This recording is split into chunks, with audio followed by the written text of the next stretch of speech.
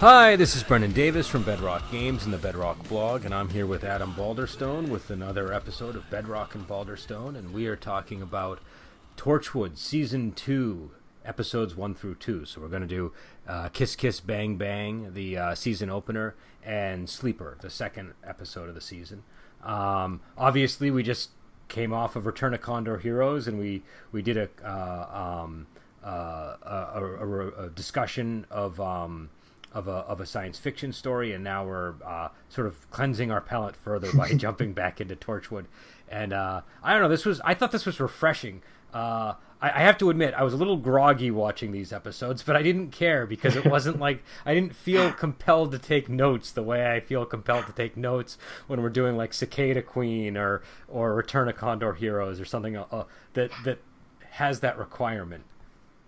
Yeah, I had the exact same feeling. I mean, this is just some light, frivolous TV to an extent. It was just like, it was nice to get back to Torchwood too. I enjoyed the first season overall, and so like within 5 minutes of the first episode starting, I was like, oh, I'm glad we chose to go back to this as the next thing. It is just a nice, easy, light, frivolous project, so I'm very happy with it. Yeah, in fact, I think the very thing that usually gets the show criticized is the reason that I was enjoying it so much.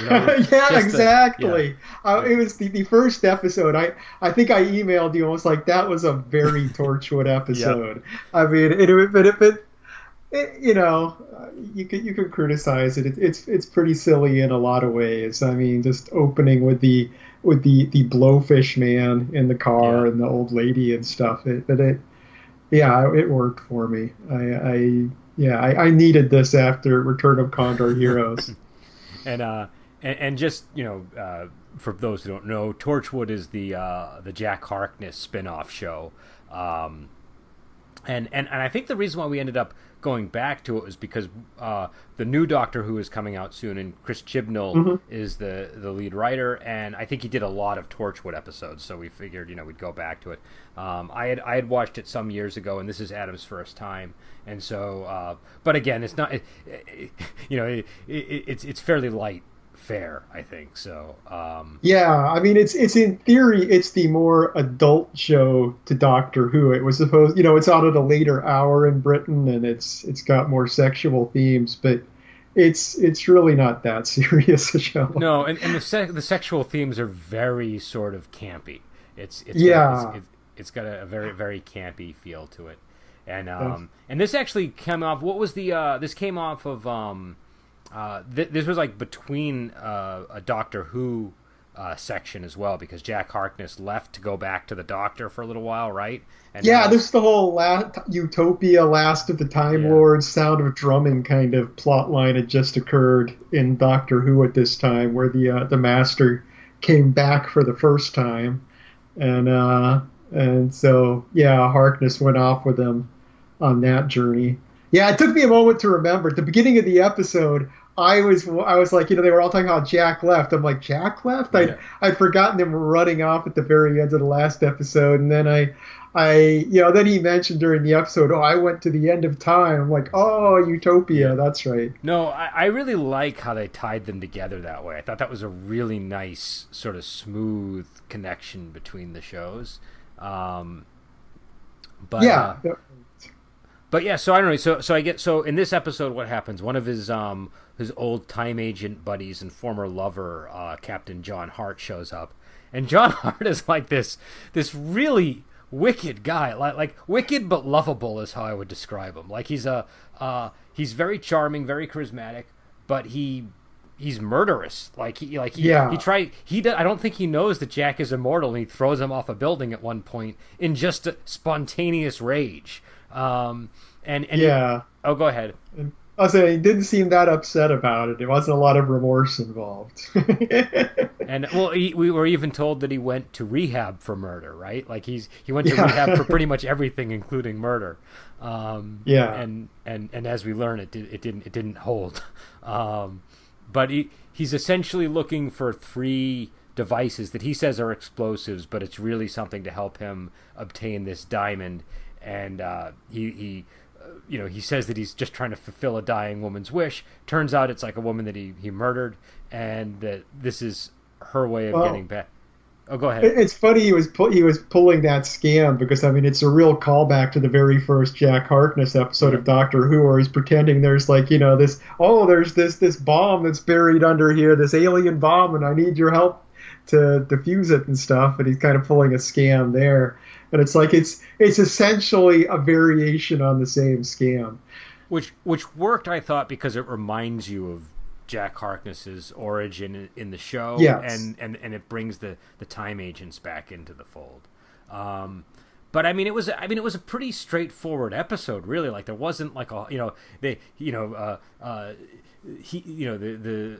John Hart ends up betraying them, and he has poisonous lip gloss that he uses on Gwen, and we and the peril for her is that if she isn't found within 2 hours, her organs will start to go into shock or something, and she'll die. And he shoots Owen, but Owen patches himself up, I think, and then the big sort of surprise at the end is that the devices are just a trap to place an explosive on him, and there's like a sort of a tense situation that arises out of that. But it's fairly, I'd say, it's a fairly easy entry back into the series. Nothing feels too dangerous here, even when characters are like supposed to be dying if they're not found in time. It was. It was a very character-driven episode. I mean, it gives you got a good feel for all the various characters you'd seen before. Hart was pretty predictable. There was never any doubt he was betraying them, and they even knew. It's like even Harkness knows, but he's like, well, we've got to figure out what he's up to, so we're going to play along. And there weren't a lot of surprises, but it was fun. I liked it. Like I'm not sure if the plot entirely made sense with what was going on, but it's like when you're watching one of those noir movies and the plot is just irrelevant. It's just kind of about the style and what's going on in the characters, and it worked in that respect. And it did end on a weird note. He says, "Oh, by the way, I found Gray," at the end. They had to start the season arc, I suppose, with that. I'm imagining that'll come back to be something important. Yeah, this is back when we're at sort of the peak Who season arc period. It's the RTD method of a season arc being a mystery word. Yeah. Who is Gray? Gray. Now we have to listen for the word Gray in every episode. So all will be revealed in time, I will say. Well, that's good to know. But yeah, I think the one thing that puzzled me about the episode was his total lack of awareness that he could have just killed Jack Harkness like that. Somebody who clearly had strong feelings for, because he was trying to persuade him to sort of join him again, and he was clearly jealous of the Torchwood crowd, and so so I thought that was a little odd, but I guess they're just trying to emphasize this guy's like he's got problems, and Jack is just able to overlook these problems, maybe because he's handsome and fun enough. But what we do know is they spent like 5 years together. They were trapped in like a time loop, and technically it was like a few days, but because they were in some kind of... I think 2 weeks was the specific time they said. Yeah, T. Harkness tries to play up, we were only together for 2 weeks. Well, it was the same 2 weeks for 5 years. So I thought that was kind of funny. That was like an interesting quarrel for them to have, and it was something that you could see two former love, like it brought sort of the time agency into it in an interesting way. Well, it's an interesting thing that Hart is the one that he despite being the one guy that's perfectly willing to kill Harkness when it comes down to it, he is the one that's more invested in this former relationship. Yeah. Like I said, he's jealous of the old crew. For him, it's 5 years. For Harkness, like, it was 2 weeks, whatever. And, and near the end, at pretty much the very end of the episode, he's like, "Hey, well, do you need someone else on the team?" He's trying to wriggle his way into Torchwood after almost murdering everybody. Well, it could only end in disaster. Like Owen is about as far in that direction as you want to get. They already had their hands full with that guy. So Owen, has some redeeming characteristics, but definitely that niche is filled for sure. Now, but go ahead. I'm sorry. Oh no, but but yeah, I don't know. I think this was a solid episode. I'm glad the season kicked off with this one. And now, what did you think of? So the second episode is Sleeper, and this is an odd one because it's a little bit more serious, I think, than the opener. Yeah, and it starts with a couple who are being their home is being broken into, and the woman calls. I don't know what the equivalent of 911 is over there, but their equivalent of 911 is it 999 or something like that? It's 999, I believe. Yeah. And something weird happens, and the robbers end up really dead, and it's perplexing and mysterious. But Torchwood is pretty convinced that her or her husband are somehow responsible, and we learn that she's actually a sleeper agent, like an alien sleeper agent. So again, this is. Torchwood is very, very 24, and you really start to see it especially by season 3, and definitely by the last season. Well, season 3 I have seen. That's the only season I've previously seen. So yeah, that is very 24. Season 4 is like peak. This is 24. Like it's just as close to 24 as they could legally get, I think. But she's a sleeper agent, and but what they discover is she has like a personality that's been implanted that's developed here on Earth, and the woman just wants to be a normal person, but deep, deep, deep down, she's this alien sleeper agent that's part of a larger cell that's going to try to launch an invasion. So I don't know. That's a basic plot. There's a little more to it, but those are the rough details. What did you think of this episode? It was fine. I have to say, I think I don't think it would like play to the show's strengths as much as the first one. I mean, I wasn't invested in the drama enough for the seriousness to really pay off. Because it felt very predictable, and it wasn't a lot of fun. I felt like some of the writing on the characters didn't always work for me on this one. Yeah, I would agree. It's very serious. I thought it was very serious.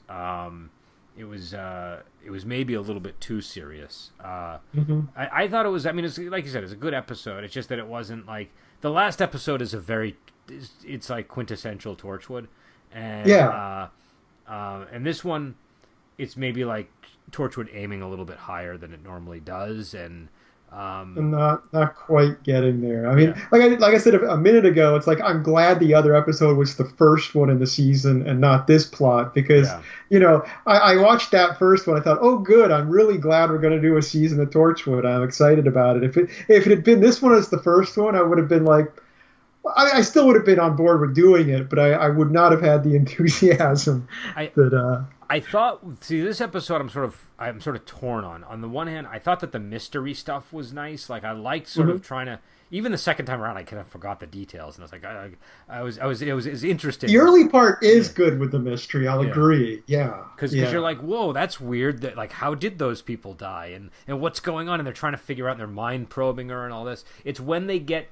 Once they've discovered it, and then it becomes really about the drama of this woman who is a sleeper agent, but still feel like is trying to hold on to her human personality. That's when it kind of got too dramatic, maybe for And I thought that the mystery was really kind of. I would have preferred more mystery than drama in this episode. Yeah, well, the point where they decided to freeze her and everything, at that point I did glance at the time left in the episode, and that was the midpoint of the episode. Yes. And I was like, oh man, it's like you could tell what direction everything was going to go at that point. Yeah. And it was just like, okay, this it's like we're gonna have to watch this predictable thing play out. If that had been like if there'd been 10 minutes left in the episode at that point and everything was, I mean, it would have been better if all that stuff was more rushed. But I agree with yeah. you 100% because I also looked at the clock at that exact moment. And so there must have been a good reason for that. I felt like it would have been better, and this is just, Monday, well, not even Monday morning, but like Monday morning quarterbacking. It is. I think that because I thought that was a very satisfying conclusion to and it was just enough of the dramatic element to you got the weight of what happened to her, but you didn't have to like I like the fact that like we should tell her. Do you know what I mean? Like that was good. Yeah. But it just went on too long. And if they had put her into cryo, and then like it turned out that the husband was also a sleeper agent, and then he came after them, then you could have still had the big dramatic, the action sequence at the end if you needed it. But I will say though the main other sleeper agent guy that they were showing, the one that was going around stabbing people, they cast him perfectly. He was great. He was. He was basically just going around killing people and staring intently and kind of looking at computer screens with with these intense eyes. It was not bad because my lack of interest in the second half is not on that guy at all. He carried the weight just fine. But yeah, it just felt like we kind of passed the dramatic center of the episode at that point. And I don't know, having her go back and talk to her husband and tell her he can't see him, it's like I just knew she was going to kill him at that point. It was like I knew it. And it's like, okay, you can't be around him because you're going to turn into a murder machine at any minute. So you go to the hospital and you could sort of see it. Yeah, it was a little too dramatically convenient the way that she ended up killing him too. Do you know what I mean? It was just sort of like I would have honestly preferred if she didn't. If she had gone and just said that to him and then left, I would have maybe been more moved by it. But they kind of added that whole extra level of intensity to it that just, in a way, kind of added to the ridiculousness of it, so that it was, I don't know, lost some of the, I don't know, something about it just kind of slipped away for me then. I feel like her having to stay away from him was a more dramatic angle than her just murdering him to an extent. It's like I don't know. I mean, once again, we're back into the armchair quarterbacking thing. But I don't know. It just once he was dead, it's like the stakes. The worst thing that can happen has happened, and we've still got half the episode left. Well, and I mean, the show can handle drama well too. It's just that in this case, it didn't. Like the episode where the people came from the 50s. And that guy, was good. Yeah, that was but it was still very true to the whole Torchwood thing. And this was a little bit, I don't know, some of the drama felt kind of outside of Torchwood's purview or something, I guess. You know what I mean? Yeah. Well, it's a case too. I mean, the drama with the people from the 50s episode, the Torchwood characters were all kind of intermingled with those characters, and the drama it was involved with those characters. Here we had this character that the drama was all on this character that I just never quite developed enough affection for to care that much about. And I will say the actress was totally convincing. She was good. It's just that she was dropped into the show because she's a new character, and you didn't really, you didn't care as much as if it were happening to somebody that was either one of the main characters or somehow had developed a strong rapport with one of the main characters. She was just kind of like a woman in shock, and so characters like that I find are a little bit harder to develop. The guy who kills himself in the 50s episode, he has a lot of personality quirks that endear him to you, and this was maybe more. This was because the woman is just like in a state the whole time because she just like her home was broken into, and then she's dragged into Torchwood. It wasn't on the actress. I had no problem with her performance. She was good. It was more just the way she was used in the story just didn't pull me in. But yeah, so I don't know. And it looks like the next episode is To the Last Man, which is a Toshiko episode, and it's followed by Meat. I'm not going to say anything, but Okay. I think you're going to have. Intriguing I title. think you'll have reactions to these episodes. I don't know what direction they'll go in. Yeah, yeah, but actually, before we move on to talking about the characters not been quite working right in this, Ianto in this episode, just he was this constant wisecracker the whole episode and taking nothing seriously to an extent, which felt in a way that didn't feel normal for him. He felt very, very different Well, somehow. I think there's a bit of character development going on with him too. I don't remember 100% what his personality becomes over the course of this season, in season 3. Yeah, But he does end up. This is like the beginning of when him and Jack become become yeah. lovers, and That's so true. We skipped over that last yeah. episode. That was kind of a big development. So some of what we're seeing might just be him. I mean, he's dating the boss, so maybe like he's just more confident and can kind of Yeah, you say could these just things. be in a But good mood. I don't. But it could just be that this just this one episode and it's out of character. I can't remember enough of season 2 to say, Yeah. and I don't remember from season 3 either. You've seen all of season 3, right? I have. I don't remember it very well. I saw it when it first aired in But the U.S. but you know what so become you know what I happened. Yeah. I know. Okay. I know So, that. Yeah, unfortunately. But yeah, I mean, I thought the scene in the previous episode with Jack asking Yanto out while they're searching the office and everything. I thought that was a really good scene. That was a good Torchwood. Ianto, just his way of accepting the date in this very offhand, almost impersonal manner was very entertaining to me. So yeah, no, so you know, much so that Jack had to get confirmation that he actually agreed yeah, to it. yeah, yeah. Like I said, that episode brought the character back to me. Having not watched the show for a while now, I was like, oh yeah, I remember this character, and I didn't feel like I was watching the same character in the second episode. But And did we get any Reese this episode, or was there nothing to do with Reese this episode? I feel like he made a small appearance in one of them.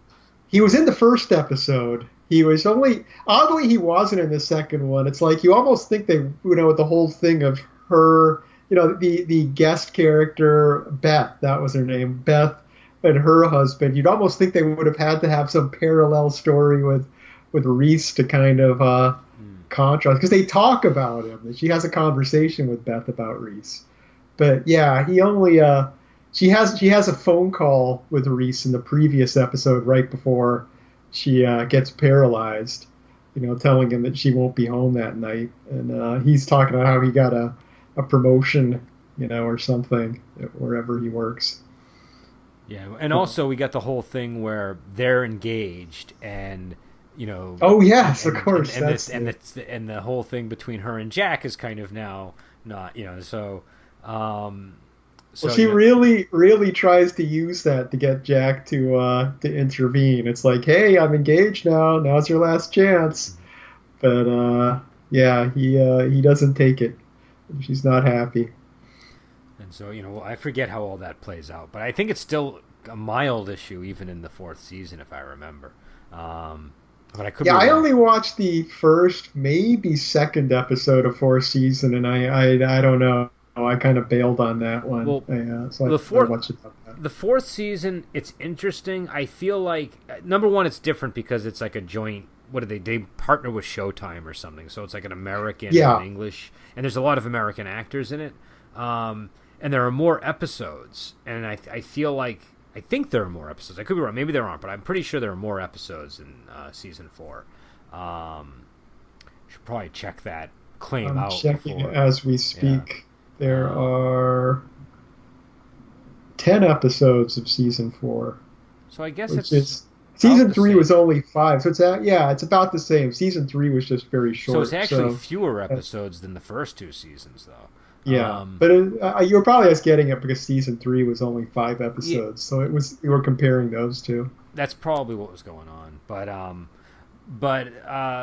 don't know. I mean, we can watch season 4 when we get there. I have never really determined how I feel about season 4. I'm one of these people. I prefer the first 2 seasons by far, and most people seem to prefer seasons 3 and 4 in conversations that I've had with the few other people I've met that also like Torchwood. Torchwood. Yeah, so I mean, oh, go ahead. Yeah, I mean, I liked season 3 when I watched it, but having started watching it from the beginning with season 3 very faint in my mind, I can see why. You said to me, that you didn't like season 3 because, yeah, it really, I feel like when I rewatch it, it really does kind of throw away most of what was good about the first 2 seasons. While it was a good drama in its own right, it almost would have been better if they just made some other series with that storyline and had it not be Torchwood. And again, a lot of the things that I like about these 2 seasons, people can't stand. Like, I'm fully aware of how I've seen the parodies of Torchwood. They basically write themselves because it's so it's I wouldn't want to write a parody of Torchwood because it's already its own parody. Yeah, but yeah, it's. For the most part, it's a show where most of the episodes, like I said, I wasn't crazy about Sleeper through the second half, but they're usually pretty brisk. The cast is good. It's just good, solid, ridiculous kind of horror sci-fi TV, which there isn't that much of it around. So I guess what we'll be doing is we'll be coming back with the 2 episodes at a time for season 2, and then we're gonna we're talking about where we're gonna go from there, what shows we're gonna do, and what whenever. I think we do want to do long shows like Babylon 5 and like Return of Condor Heroes, but we also have to build our stamina back up, I think, to the longer series.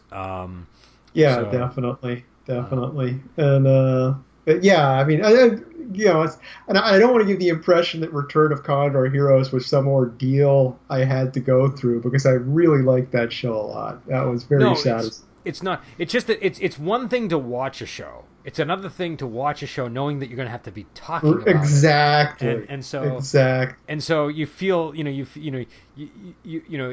just a totally different experience. And so when a show is that long, it's a time investment more than anything. And also I think it's good. One of the things I like about the show, like how we've been doing things here, is that we've been kind of mixing it up a lot, and I find that really helpful, because it's like you can things can be too one note if you're just constantly in the same genre or the same type of TV show or movie, and this gives us a chance to kind of try different things, and again, that's why we're using words like palate cleanser. It's just like a nice way to sort of, okay, now I can, we can do this, and then go back to another big wuxia series, another big sci-fi series or something. But I don't know what sci-fi series we would do. At one point, I'd like to do classic Star Trek or something, like go like back to like or Battlestar Galactica, like do like classic Star Trek could be good. Let's see, Farscape's a good series. I don't know. There's a number of good series we could do out there. Yeah. But, in fact, I will put it to any listeners that are still there. Absolutely weigh in if you want us to talk about something. We do want to be responsive to people that are listening. If there's a show you'd like us to talk about, we'd be happy to explore it. And we're talking about I, Claudius. That's one that I know both of us want to do. I definitely want to do I, Claudius, without a doubt. I just at the moment, I'll that's a must do, definitely. And I think I can't remember how many episodes it is. I haven't watched it in about 5 years. But probably only about 10 episodes or so off the top of my head. 10, maybe 12, something like that. I can't recall. And I know in one of the versions I have, the first 2 episodes are just treated as a big single episode. And in the other version I have, they're treated as separate. So the count can be different depending on which version you're watching. But yeah, so I guess 12 episodes. 12 episodes. Yeah, okay. I had a feeling about that number. But yeah, so and hopefully we'll get to that one too. I feel a little rusty on the Rome though. I feel like I almost have to do a little bit more. Like, I haven't done Rome in a while in general, and I feel like I would need to kind of bone up to be worthy of I, Claudius. Yeah, well, I've noticed that a lot of things we do things where one of us is the expert, the other one is the novice. Like with Wuxia, I don't you've been the expert on the Wuxia stuff. We do the sci-fi stuff with Babylon 5 or the short story we did last week. That stuff I know all about. It's like, Rome. I dabble in Rome. I like Roman history, but I feel like you need to be the expert on that one. Well, I did used to read a lot. Like, I was obsessed with Rome for many, many years, like starting in high school at some point. And for 10 to 15 years, I read nothing but Roman history books. But I don't know, soon after Servants of Gaius came out, I started doing other things like the Wuxia stuff, and I stopped reading as much of the Roman material. And I just find that when I take a long break like that from a subject, even if I have many years invested into it, my knowledge rots. And so, I don't want to get confused, like, oh no, that's not what a legate is, or like I want to be on top of things. But I don't know. It's also not necessary to enjoy the show. So we'll see. But yeah. So anyways, we will be back on. We're probably going to try to get back onto a normal schedule again. We've kind of been, moving around. It's mainly my fault. I've had some busy. Oh no, I think I bear some responsibility here too. I've definitely. Right. It's your fault. Yeah, I was trying to cover for you, Brendan. That's what I get for trying to be nice. But it's all Brendan's fault. So yeah, we could put the blame on me, and send your hate mail to bedrockbrendan@gmail.com, and we'll happily read it on the air. But yeah, so we'll be back on hopefully like, I don't know, Sunday or something. We'll see. And going forward, we're going to try to consistently label this show Bedrock and Balderstone. And part of the reason is we have so many different things going on the Bedrock podcast channel that we have to label them, or they just get lost in the debris. So, so that's probably what we're going to keep calling this one. And until next episode, we will talk to you later.